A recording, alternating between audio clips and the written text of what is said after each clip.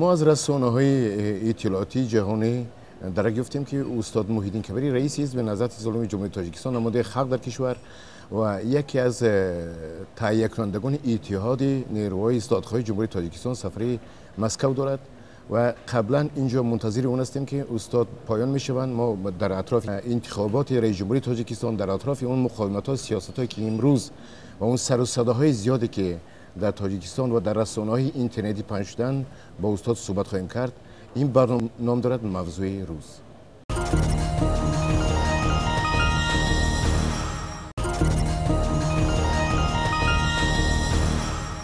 اومدید به مسکو از وطن عزیز از تاجیکستان، از اومد بوی تاجیکستان شما میاد. سلامت باشید.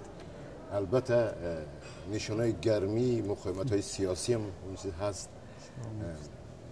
خوب، ما مقصدی سفر چیزی کمیت نمیپرسم، من میپرسم به طور کلی‌تر وضع امروزینه سیاست تاجیکستان در حدود آغازی پیشنهادات نامزدا چی است؟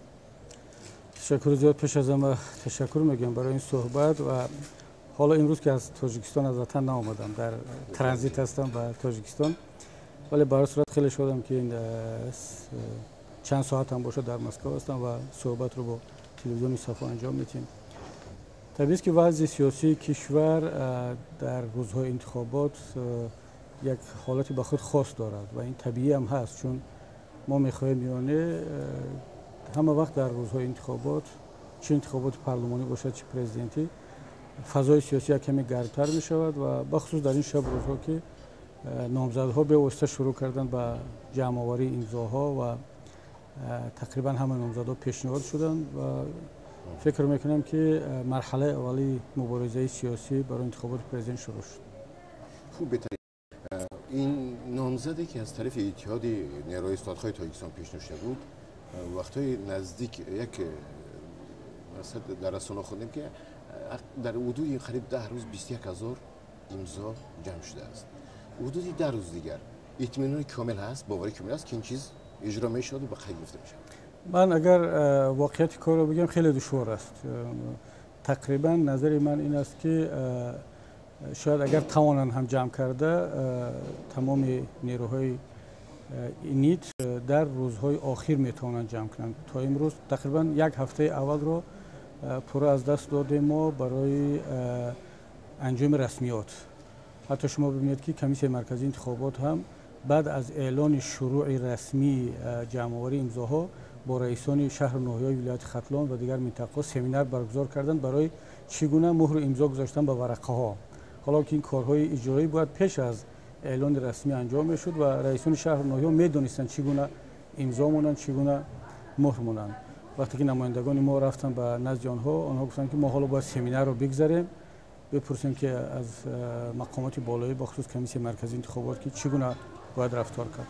و تقریبا یک هفته وقت از دست رفت و روزهای دیگر هم با این کشمکش‌های مهر امضا جمع‌کنی سپری شد و فکر میکنم که بعد از اون فشارهایی که بالای حزب حرکت‌های شامل اتحاد نیروهای اصلاح طلب وارد شد، جمع آوردن امضا هم خیلی دشوار گشت و حتی ما معلومات‌هایی داریم که کسانی که امضا هم کردن بعدا رفتن خواهش کردن که امضای آنها از ورق‌ها دور کرده شد، چون مردم رو با اون میترسونن که شما که رقم پاسپورت و جای زیست و همه معلومات خود رو در ورقه نوشتید، فردا حتما از روی این امضای کرده‌تون بالای شما فشار خواهد آمد و شما را متهم به این آن اعضای این آن حزب خواهند کرد و طبیعی است مردمی که در شرایط غیر دموکراتی زندگی میکنند از کمترین فشار و دشوار میترسند. دوستان نظر کنیم در قطار این اتحاد حزب‌هایی هستند که قریب به فکرم 100 نفر یا 200 نفر اعضا دارن یا ندارن. یعنی این از نظر من است و اونا امروز تا 130,000 و 140,000 یا قسمتی میگن که ما دو روز میتونیم این چیزا وای کردن. نخواد که حزب نهضت اسلام، حزب سوسیال دموکراتی، حزبایی که حدود 20 سال گرچنده که در هر وزن قرار داشتن در مبارزه بودن، امروز به یک مشکل شده دو حزب 210,000 امضا جمع کردن نمیتونن. نظر شخصی من این است که اگر حزب نهضت اسلامی تاجیکستان و با همراهی حزب سوسیال دموکراتی و دیگر حزب و سازمان‌های شامل اتحاد نیروهای اصلاحات خواه هر چقدر امضای جمع کردن، چه 10,000 باشد چه 100,000، چی 21000 باید همون واقعیت رو با مردم گفت و شفاف و آشکار چقدر جمع کرده توانستیم، برای چی دیگرش رو جمع کرده نشد و ما یگان چیزی پنهان کردن نداریم. و فکر من اون حزبایی که اعلام کردن که الکی 130,000 امضا جمع کردن یک کمی سراسیمه شدن و اونا حساب نکردن که عملا در دوام یک روز دو روز امکان ندارد. حتی حزب خلق دموکراتی هم با 200,000 اعضاش این امکانیت رو نداشت، چون تنها برای مهر و امضای رئیسان ناحیه‌ها را گرفتن چند روز وقت صرف می‌شود. و از همه عجیبش هم این بود که یکی از رئیسان حزبای نامزد پیشنهاد کرده گفت که ما الکی 50,000 امضا جمع کردیم، ورقه‌ها را از کمیسیون مرکزی انتخاباتی گرفتیم و رفتیم الکی 50,000 امضا را جمع کردیم. ولی او فراموش کرد که طبق قانون قرار کمیسیون مرکزی انتخابات قبل از شروع امضا جمع‌کنی باید که گروه تشبثکار تأسیس داده شود، امضای و مهر رئیس ناحیه‌ها گرفته شود. اینها را یا نمیدونست یا فراموش کرد. خلاصه الکی اعلام کرد که 50,000 امضا جمع‌آوری کرده است با مهر کمیسیون مرکزی انتخاباتی، حالا که طبق قرار کمیسیون مرکزی انتخاباتی در ورقه‌ها این کمیسیون حق مهر ماندن ندارد، تنها شهر و ناحیه‌ها میمونند. این خودش الکی نشان می‌دهد که این روند شفاف نیست. الکی در اینجا تقلب هست، الکی ساخته‌کاری هست و ما نباید خجالت باشیم یا نگران باشیم از آن که در نهایت کار آشکار شود که مثلا اتحاد نیروهای اپوزیسیون برای نامزدش مقدار لازمی امضا را جمع‌آوری کرده نتوانست. ما باید از همه مهمش با مردم خود، با انتخاب کننده خود، با جامعه صادق باشیم، صمیمانه صحبت کنیم و شفاف رفتار نماییم. واقعا من از اون تجربه میگم، چون قبل از سفر چند روز در مرحله امضا جمع‌کنی بودم. از اهل خانواده خودم وقتی که امضا جمع‌کنی رفتن و بیگاه از ایشان پرسیدم که روند چگونه بود، در حتی بین خویش و تبار و اطرافی که نزدیک میدونن اونها با دشواری امضا میکنن و حتی وعده میدهند که من برای شما 100 امضا جمع کرده میدیم از همسایه ها، ولی به یک شرط که خودم در اینجا نام و نسبم رو نمی نویسم. یعنی یک طرف راضی هست که 100 امضا جمع کند یا 200 امضا جمع کند، ولی مهم برایش این است که نام و نسب و رقم پاسپورتش در این ورقه نباشد، چون از فرزندش میترسد، از جای کارش میترسد، از فشارهای بعدی میترسد. برای همین ما نباید زیاد بالای مردم سختگیری کنیم. چرا مردم امضا نمیکنن، چرا نمیان؟ واقعیت تاجیکستان همین است و اصلا خودی ماندن 5% امضا برای از 4 میلیون انتخاب کننده که نصفش در خارج کشور هست غیر منطقی است. باید که این شماره امضا را از شماره انتخاب کنندگان موجود در داخل کشور میگرفتند. آنها 4 میلیون رو حساب کردند، مهاجرین رو هم در حساب عمومی گرفتند، از اون 5% رو جدا کردن، ولی بعدا گفتن که در بین مهاجرین امضا جمع کردن شما حق ندارید. منطق نیست در اینجا. نظر چیزی که ما در اینترنت و آخر خوندیم، استاد رحمت الله ظاهرов در یک صحبت آخرش در سایت اینترنتی گفتن که اونها همون برگزاری انجمن سیاسی حزبشون از 6 به 12 گذاشتن و معنی داد به این شد که در صورتی با قید گرفتن نامزدها اونها میتونن بعد موقعشون معین کنن. آیا موقع در اون وقتی همراه شما معلوم نشده بود که وقتی که آیینیال با نظر پیشنهاد شد؟ پس این چی موقعی است؟ ببینید، من عادتی درباره دیگر شخصیت‌ها و دیگر حزب‌ها صحبت کردن ندارم. بگذار دیگران هر چی درباره ما میگن بگن، ولی من شخصا به دو علت این کارو نمیکنم. یکی طبیعتاً و از روی فرهنگ سیاسی خودم و رفتار سیاسی که دارم هیچ وقت درباره هیچ کس صحبت نکردم. دوم آنکه ما وقتی که نامزد یگانه رو پیشنهاد کردیم روز 9 سپتامبر ما همگان دست دادیم با هم که نامزد یگانه داریم، با هم در یک کمانده می رویم و تفصیلات و جزئیات چی بود و چی شد رو نمیگیم به هیچ کس.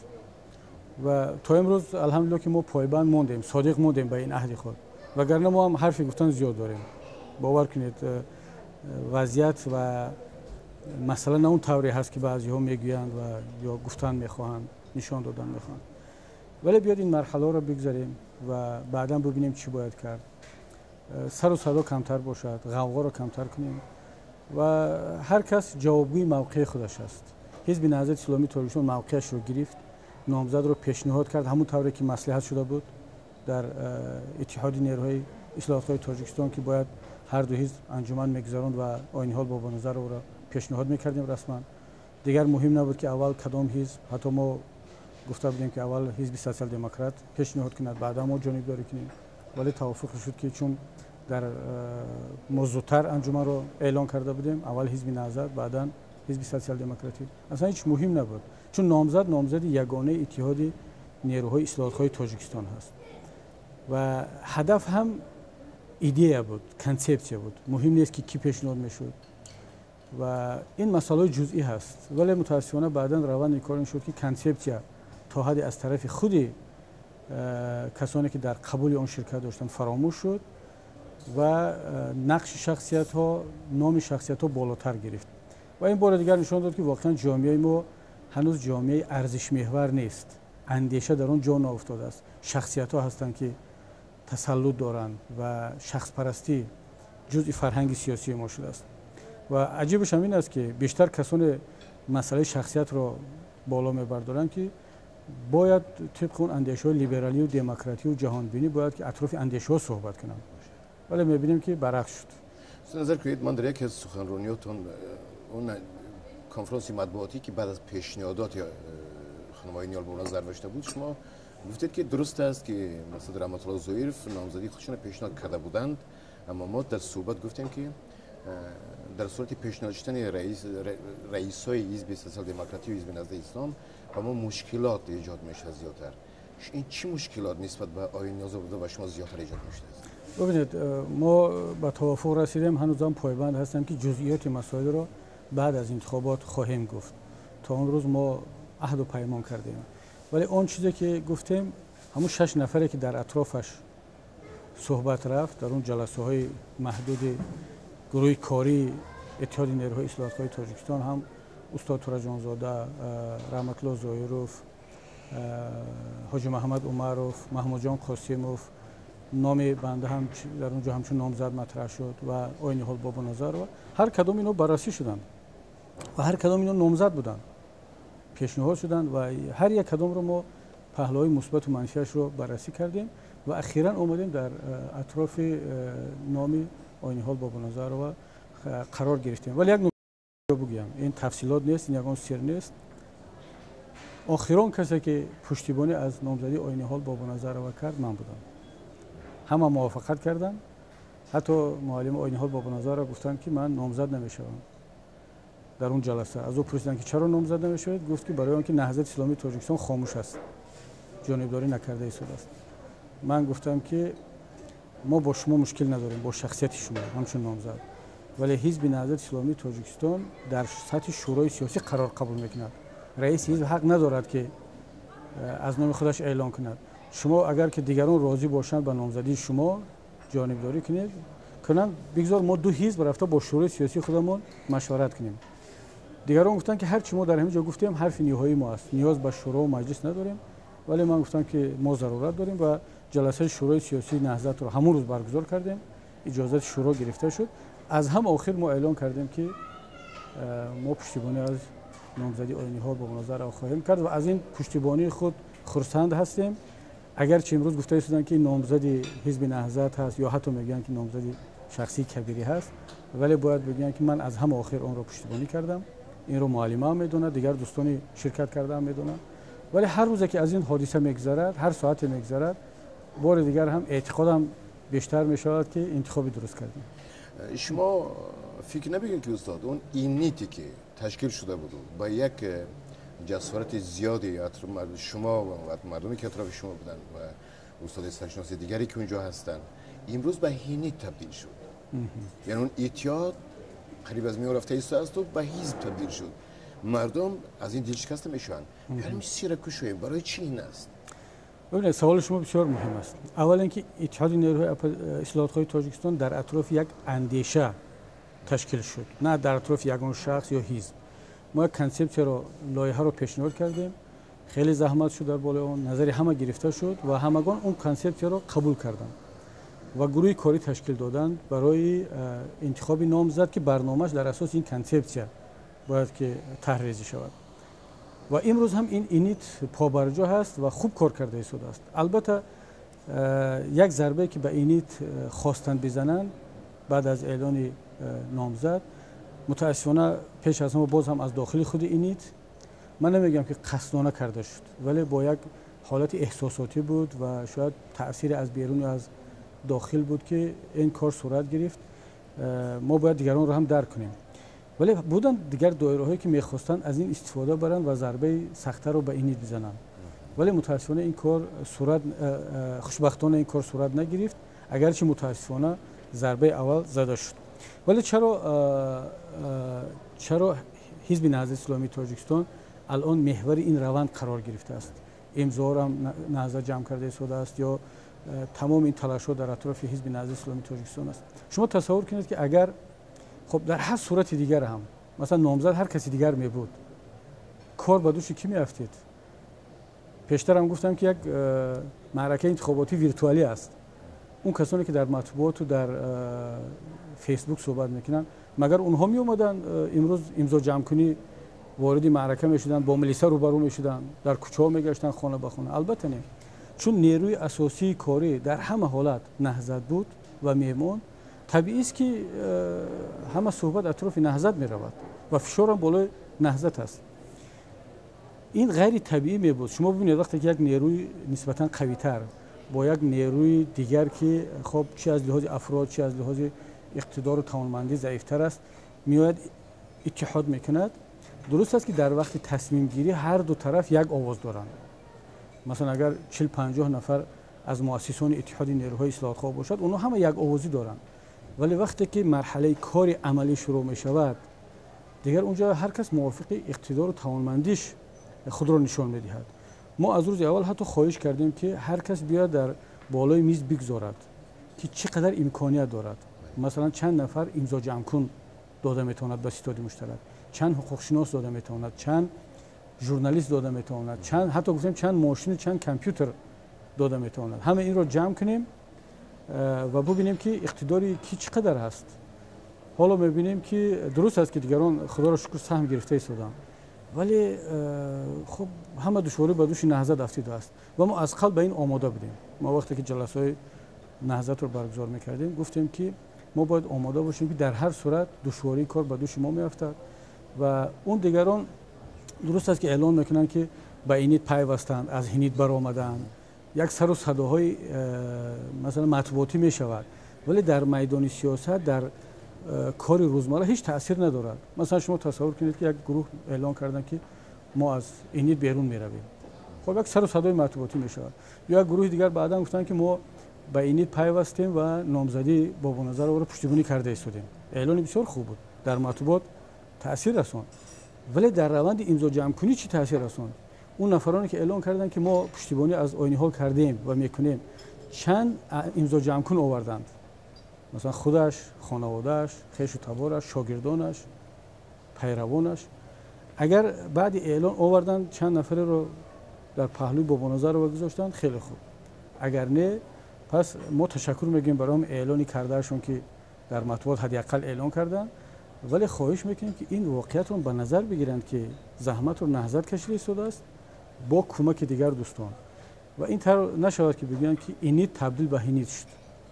در همه حالت در همه صورت میخواهیم یا نمیخواهیم نهضت اسلامی تاجیکستان یکی از طرفی تاثیررسان این اتحاد باقی میماند. این یگان دستاورد و امتیاز ما نیست، این مشکلی ما است. هیچ کس فکر نکند که نهضت اسلامی تاجیکستان از این وضعیت خرسند است. برعکس ما از این ناراحتیم که این همه دشواری مشکلی بالای ما میافتد. ما میخوایم که دیگر حزب و حرکتان قوی باشند، بیان در میدان فعالیت با ما باشند.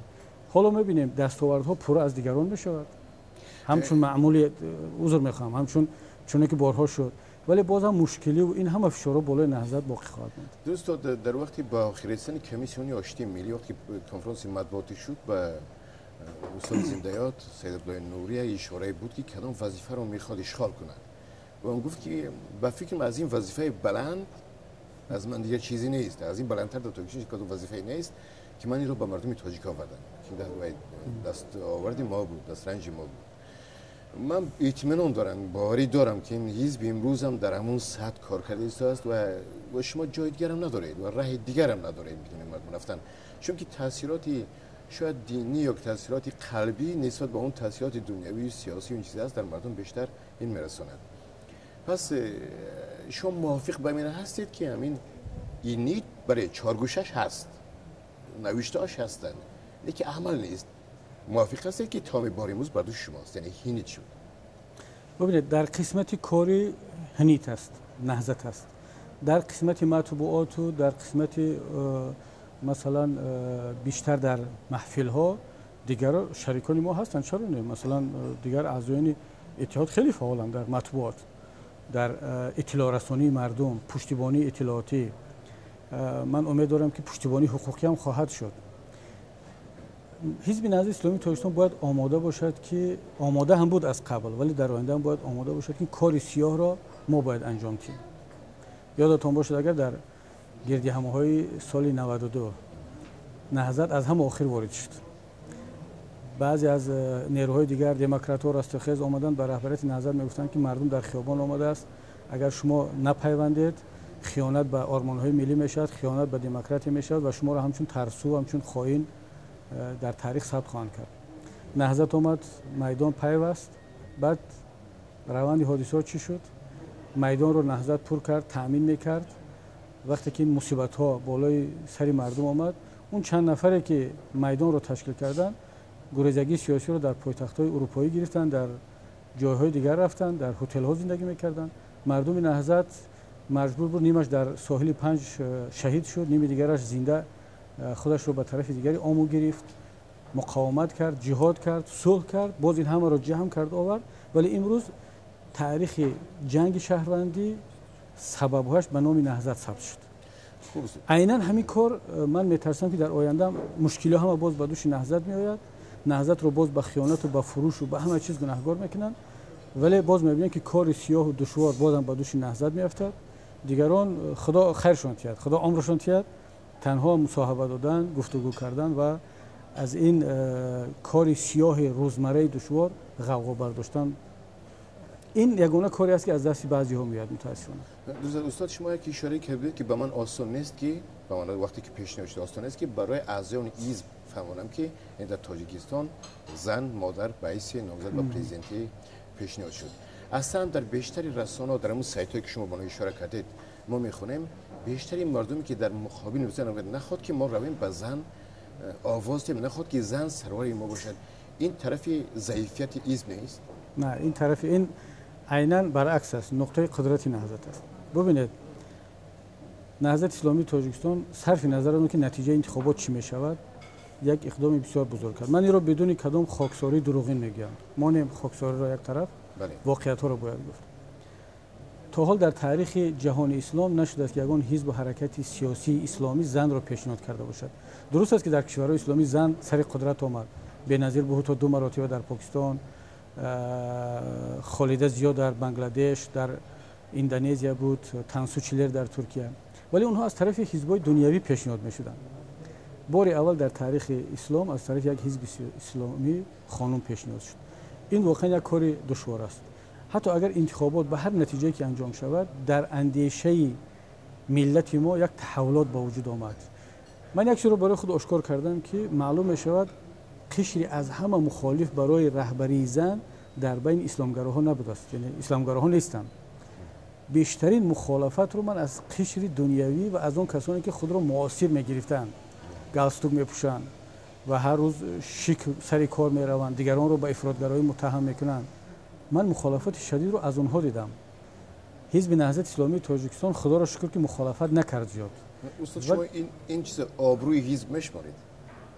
ببینید در کوتاه مدت از لحاظ تاکتیکی ما باختیم، ما را تنقید زیاد خواهند کرد، ولی در دراز مدت از لحاظ استراتژی خدمت به ملت و وطن و به اسلام ما برد کردیم. بگذار امروز برای ما تنقیدها را بگویند، روانه کنند، ولی فردا خواهید دید که چی نتیجه میدهد. نه تنها در تاجیکستان، من دیروز از لاهور آمدم، در جلسه سران حزب حرکت اسلامی جهان شرکت کردم و واقعا وقتی که صحبت کردم درباره اینکه حزب ما در این انتخابات خانم را پیشنهاد کرده است، اول همگان یک شوک شدم، مثل که در تاجیکستان ما هم رخ داد. بعدا وقتی که کمی بحث و صحبت ها شد، بسیار از شخصیت های ورزیده عالم اسلام گفتند که آن کاری که شما کردید ما درباره‌اش فکر میکردیم ولی جسارت رو نداشتیم، چون از اندیشه کوچه هامون، مردم، خیابان ها میترسیدیم که مردم عوام ما رو چی میگن، ولی خودمون میدونیم که از لحاظ شرعی کاملا جایز است و باید همین گونه هم باشه. ولی میگه شما این جرأت و جسارت رو داشتید، خدمت رو کردید. دیگر ما در هر گوشه عالم اسلام که حزب اسلامی زن رو پیشنهاد کرد، گویان که چرا این کارو میکنید؟ میگیم برادران تاجیک این کارو کردن و از لحاظ شرعی دلیل هم داشتن. حالا که دلیل شرعی در سرچشمه‌های اسلامی خیلی زیاد است، من وقت شما رو با اون نمیگیرم. استاد چیزی دیگر بسیار عجیب است، من در شما بسیار زیاد این سعی میکنم. شما اصلا دائم مصاحبه‌های خیلی ملایم انجام میدید، یعنی هیچ وقت تیزی من اونجا ندیدم. این طلبات حزب است یا این خاصیت شما است درون تیفلانی، یا که این ضعیفیت شما است؟ من راست گپ نمیدونم این چی است، ولی هیچگاه کوشش میکنم که تند صحبت نکنم. البته گاه میشود که تند هم صحبت کردم و کسانی که عادت کردن که ما را معتدل و آرام بینن نباید ما را به حدی برسونن که تند صحبت کنیم. اگر تند صحبت کردم خیلی تند صحبت میکنم، ولی عادت احساساتی شدن ندارم. و ببینید تا امروز به هیچ کدام از رقیبان و از حریفان که با بدترین لفظ، با عذر میخواهم پسترین وسیله علیه ما مبارزه میبرن من جواب نگفتم.